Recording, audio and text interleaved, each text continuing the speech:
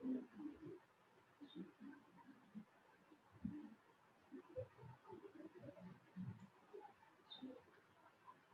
আমরা এনার্জেটিক্স পড়ব। এনার্জেটিক্সে আমরা করব প্রথমেই exothermic reaction. Exothermic reactions. Exothermic reactions are those reactions which gives out heat.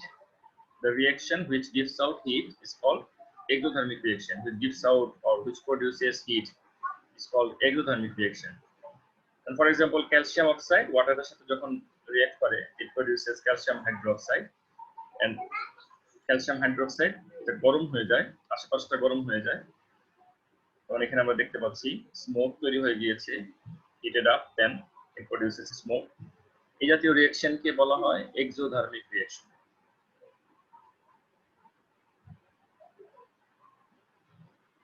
কতগুলো এক্সাম্পল এক্সোথার্মিক রিঅ্যাকশনের, যেমন হাইড্রোজেন যখন বার্ন করে, that is also exothermic reaction. Anything burning, any kind of combustion or burning reaction is called exothermic reaction. এবং any kind of reaction that produces flame is exothermic reaction. Burning things produces heat energy. These are all exothermic reactions. And an example of hydrogen burns to form water. So this is exothermic reaction. Etc. Any kind of reaction between metal and acid, any neutralization reaction. Neutralization means that acid alkali reaction. Any kind of displacement reaction. These are all examples of exothermic reactions. আরো কিছু example দেয়া আছে, যেমন magnesium reacts with sulfuric acid to form magnesium sulfate and hydrogen. This is also exothermic reaction. Sodium hydroxide and hydrochloric acid, they react to form sodium chloride and water. This is also exothermic reaction.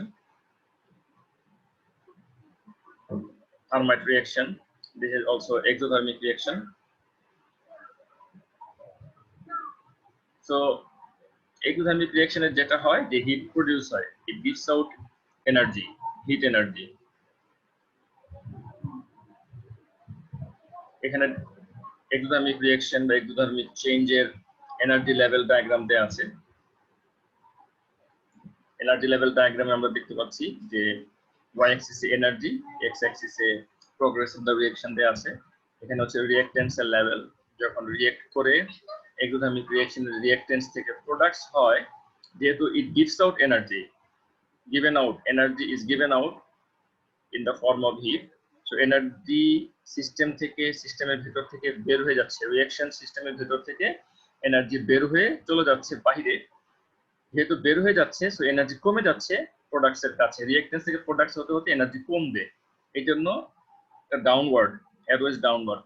এখানে যতটুকু arrow দেখানো হচ্ছে, this is the amount of energy that comes out from the reaction system. Evolve মানে comes out from the reaction system. এটাকে delta H দিয়ে express করা হয়। Delta H মানে হচ্ছে এনার্জি চেঞ্জ বা এনথালপি চেঞ্জ।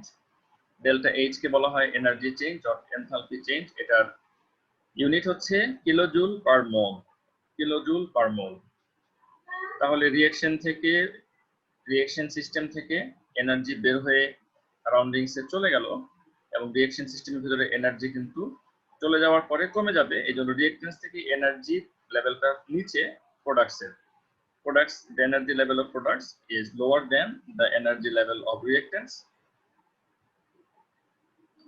Now আমরা এখন endothermic reaction করব। We will read endothermic reaction, যে রিঅ্যাকশন গুলো এনার্জি অ্যাবজর্ব করে, হিট এনার্জি অ্যাবজর্ব করে, absorbs heat energy from the surroundings. These are called endothermic reactions. আবার বলছি, there are some reactions which absorb energy from the surroundings. Those are called endothermic reactions. Endothermic reactions যখন হয়, তখন যেহেতু চারপাশ থেকে energy ভিতরে সিস্টেমটা নিয়ে নেয়, তখন চারপাশের যে এনভায়রনমেন্ট সেটা টেম্পারেচার কমে যায়। তার টেম্পারেচারটা বা হিট এনার্জিটা রিঅ্যাকশন সিস্টেমের ভিতরে চলে এসেছে। এই জন্য আমরা যখন একটা টেস্ট টিউবে এক্সপেরিমেন্টটা করব, দেখবো যে test tube gets older. When we do this experiment in a test tube, we'll find that the test tube gets older. Endothermic রিঅ্যাকশনসে যেহেতু এনার্জিটা অ্যাবজর্ব করে, অর্থাৎ রিঅ্যাকটেন্স থেকে প্রোডাক্টস হতে হতে অ্যাবজর্ব করতে থাকে, তার মানে প্রোডাক্টস হতে হতে এনার্জি লেভেলটা বেড়ে যায়। প্রোডাক্টসের কাছে যে এনার্জি, সেটা রিঅ্যাকটেন্সের এনার্জি থেকে বেশি হয়ে যায়, কারণ রিঅ্যাকটেন্স থেকে প্রোডাক্টস হতে থাকে আর অ্যাবজর্পশন হতে থাকে। It absorbs energy, basically heat energy. এই জন্য প্রোডাক্টসের এনার্জিটা বেশি থাকে। এটা যখন আমরা এনার্জি লেভেল ডায়াগ্রামে দেখাবো, and we can show like this.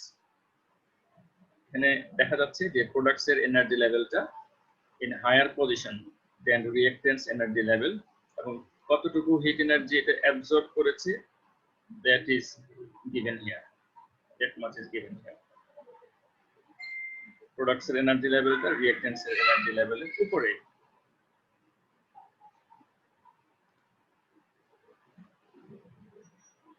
So this is endothermic reaction, and example হচ্ছে mainly any kind of thermal decomposition reactions are endothermic reactions. Thermal decomposition reactions are mainly endothermic reactions.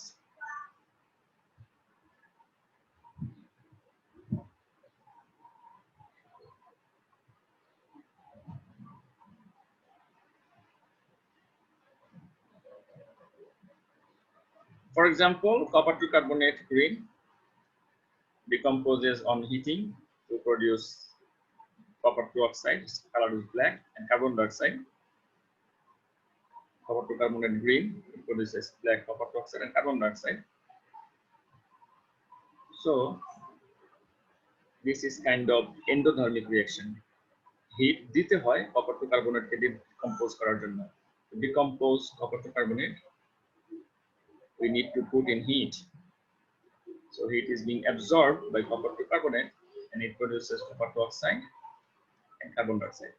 তাহলে এই যে heat energy absorb করলো copper two carbonate, এই hit এনার্জিটা কোথায় গেল?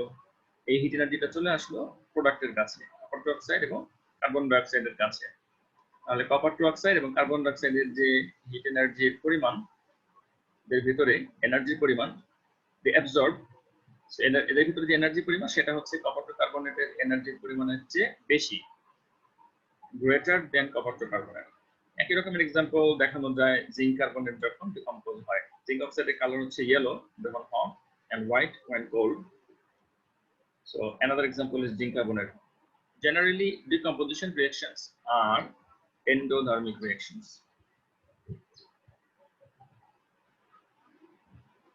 এখানে দেখানো হচ্ছে যে calcium carbonate, it forms calcium oxide and carbon dioxide. Del H এর পরিমাণ হচ্ছে প্লাস। ইম্পর্টেন্ট মেসেজ যে del H এর ভ্যালু প্লাস হবে যখন এন্ডোথার্মিক রিঅ্যাকশন। কারণ কি? কারণ হচ্ছে যে হিট এনার্জি গেইন হচ্ছে, গেইনিং, সো বাড়ছে, রিঅ্যাকট্যান্স থেকে প্রোডাক্টসের কাছে আরো বাড়ছে, এনথালপি চেঞ্জ। এনথালপি চেঞ্জ মানে এনার্জি চেঞ্জ। del H হচ্ছে পজিটিভ সাইন, del H হচ্ছে পজিটিভ সাইন, এবং del H বা ডেল্টা H, এটা Greek letter delta, del delta দুটোই বলা যায়। ক্যালসিয়াম কার্বনেট যখন ডিকম্পোজ হয়, ক্যালসিয়াম অক্সাইড এবং কার্বন ডাইঅক্সাইড প্রোডিউস হয়, ডেল্টা H এর ভ্যালু হচ্ছে +178 কিলোজুল পার মোল। এর মানে হচ্ছে যে 178 kilojoule of heat energy absorb, 178 kilojoule of heat energy absorb করেছে সিস্টেমটা যখন 1 mole calcium carbonate decomposed into calcium oxide and carbon dioxide. Per mole এখানে ইন্ডিকেট করা হচ্ছে, পার মোলটা ইন্ডিকেট করা হচ্ছে ক্যালসিয়াম কার্বনেটের 1 মোলের প্রতি। It is being indicated to 1 mole of calcium carbonate.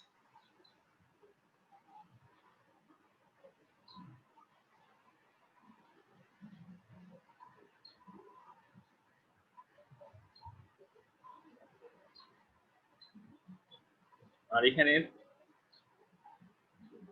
দেখানো হচ্ছে, এখানে এক্সোথার্মিক রিঅ্যাকশনের ক্ষেত্রে আমরা দেখতে পাচ্ছি যে del H হচ্ছে minus for a kind of reaction. একটা এক্সাম্পল হচ্ছে magnesium plus sulphuric acid, it's an example.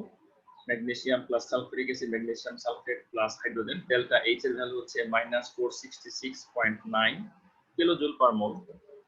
-466.9 kilojoule পার মোল মানে হচ্ছে 1 mole magnesium reacts with sulfuric acid, 466.9 kilojoule of heat energy give out to the surroundings.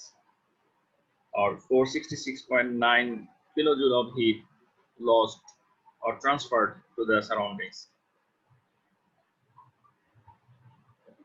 একবার বলছি আমি, এটা magnesium sulphuric অ্যাসিডে react করে magnesium sulphate এবং হাইড্রোজেন প্রডিউস করছে। ডেল্টা এইচ এর ভ্যালু হচ্ছে -466.9 কিলোজুল পার মোল। এর মানে হচ্ছে যে 1 mole magnesium when reacts with sulfuric acid, 466.9 kilojoule of heat lost or transferred to the surroundings. So delta H এর ভ্যালু নেগেটিভ মানে হচ্ছে it lost, the energy is lost to the surroundings. This is exothermic reaction or exothermic change. So delta H হচ্ছে enthalpy change. এটা যদি positive হয় তাহলে endothermic, heat is being absorbed. যদি এটার ভ্যালু নেগেটিভ হয় তাহলে এটা মিন করে exothermic, heat is being lost or transferred. Exothermic রিঅ্যাকশনের জন্য ডেল্টা এইচ সবসময় নেগেটিভ হবে, আর এন্ডোথার্মিক রিঅ্যাকশনের জন্য ডেল্টা এইচ সবসময় পজিটিভ হবে।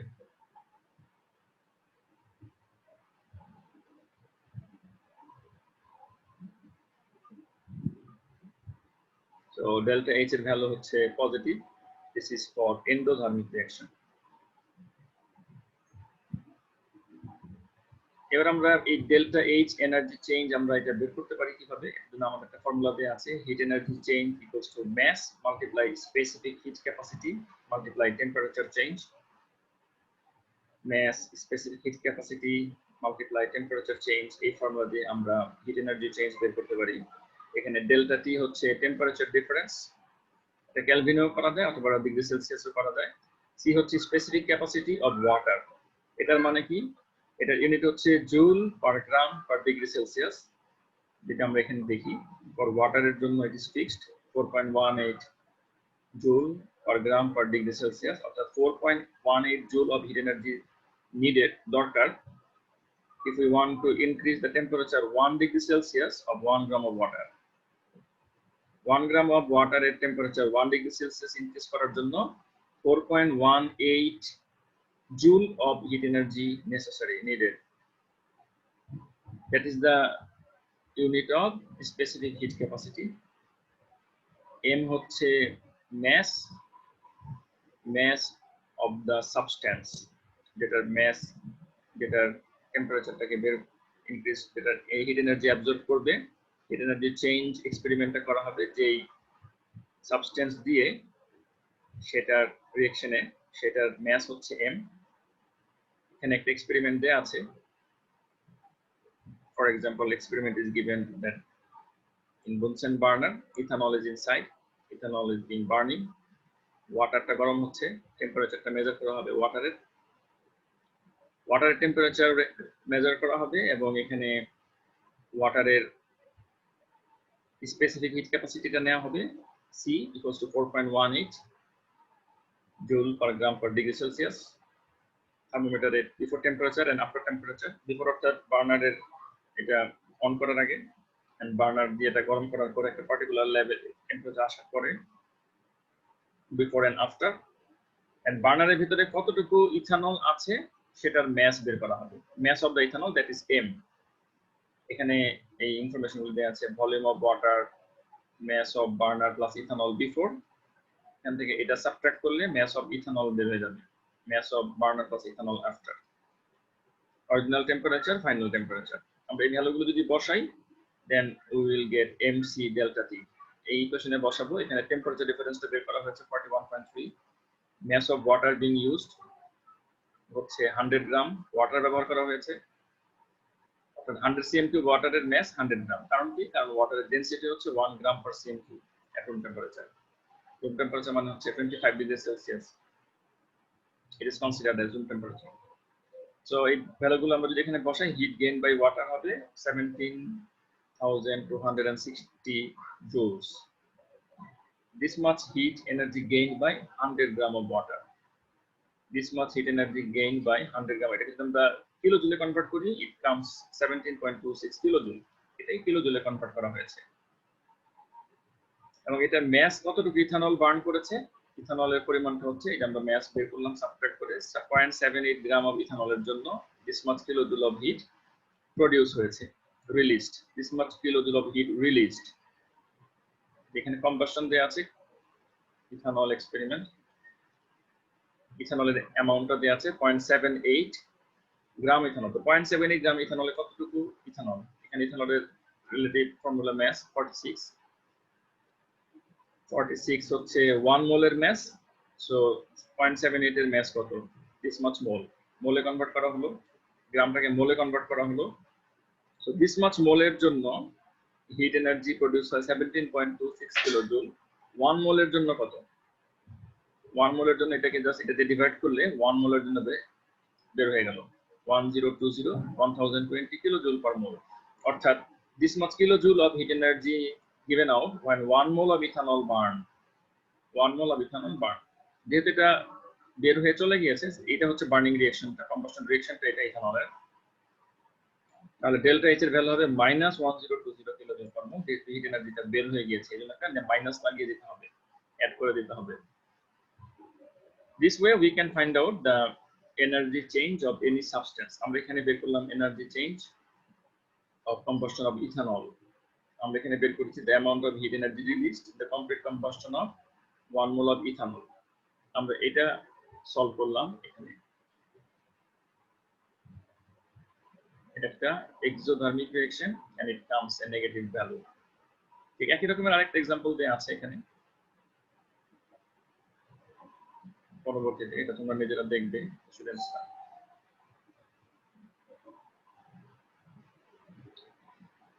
এটাকে মোলার এনথালপি 1 মোলার এনথালপি চেঞ্জও বলা হয়। আমরা যেটা বের করলাম ডেল এইচ এর ভ্যালু, এটাকে মোলার এনথালপি চেঞ্জও বলা হয়। It's also called molar enthalpy change. একই রকমের কিছু ম্যাথ প্রবলেম দেয়া আছে এখানে, সিম্পল কিছু ম্যাথ প্রবলেম, এগুলো স্টুডেন্টসরা স্টাডি করলে বুঝতে পারবে।